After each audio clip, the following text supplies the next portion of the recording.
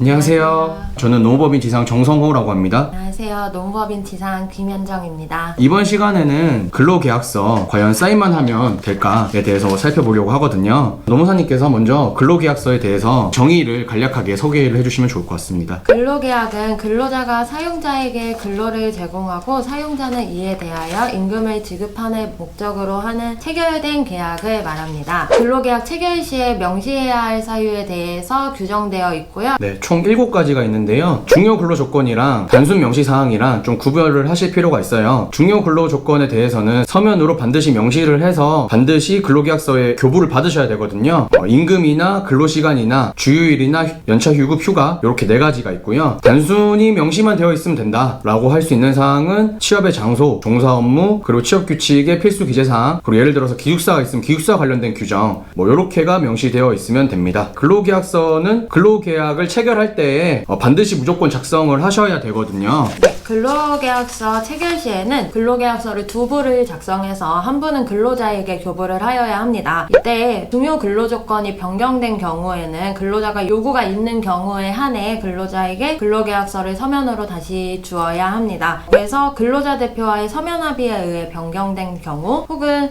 취업규칙이나 단체협약에 의해 변경된 경우, 법령에 의해 변경된 경우에는 근로계약서를 다시 작성하여서 교부를 해주셔야 합니다. 특히 여기서 조금 유의를 하셔야 되는 게 중요 근로조건 중에서도 사실은 제일 관심이 있으실 부분이 아무래도 임금이실 것 같아요. 임금에 대해서는 사실 기본급으로만 구성이 되어 있는지 아니면 기본급 외에 다른 항목으로도 구성이 되어 있는지와 같은 구성 항목이나 어떻게 임금이 계산이 되어 있는지, 임금이 통장으로 지급이 되는지 아니면은 바로 현금으로 지급이 되는지와 같은 구성 항목, 계산 방법, 지급 방법에 대해서 구체적으로 기재가 되어 있어야 하거든요. 그래서 이 부분에 대해서 구체적으로 기재가 되어 있는지를 확인을 해 주셨으면 좋겠습니다. 입사 후에 즉시 근로계약서를 작성하지 않게 되면은 어떤 처벌을 받을 수 있나요?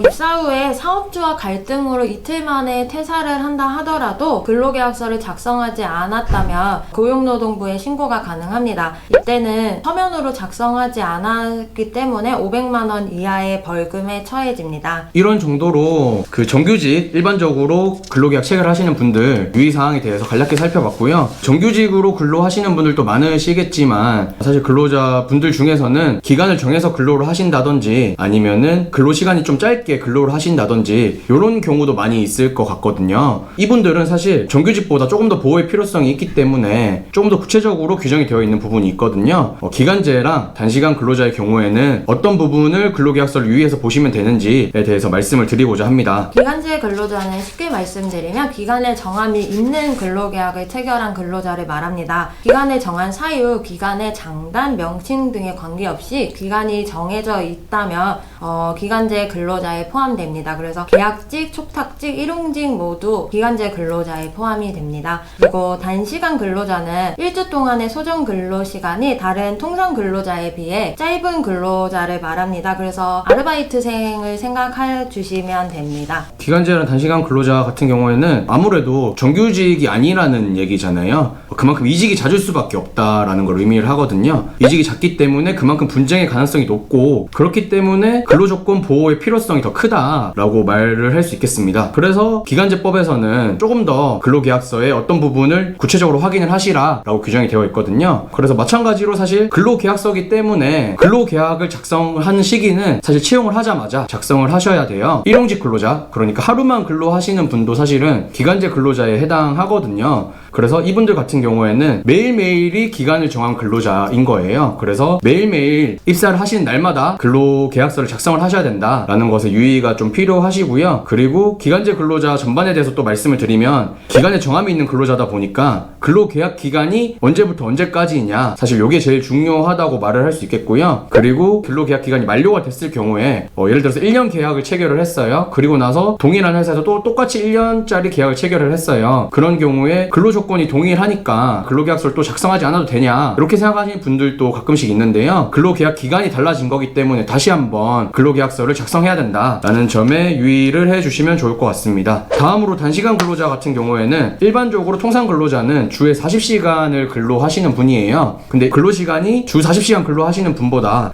짧은 분들을 의미하시거든요. 그러다 보니까 이 부분을 사실 사용자가 악용을 할 수도 있거든요. 그렇기 때문에 이런 것들을 방지하기 위해서라도 근로일별로 근로시간이 언제인지 구체적으로 명시가 되어 있어야 된다라는 점을 꼭 확인해 주셨으면 좋겠습니다.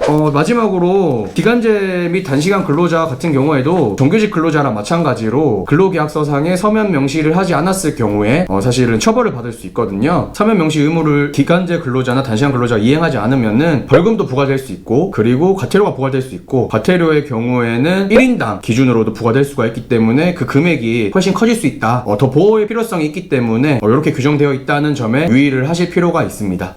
이상으로 저희 근로계약서 과연 사인만 하면 되는가 그 설명을 마치겠고요. 다음 시간에는 휴일 휴가 때에 못 쉬게 하는 경우에 어떻게 대응할 수 있는지 전반적인 설명을 드리도록 하겠습니다. 네, 감사합니다.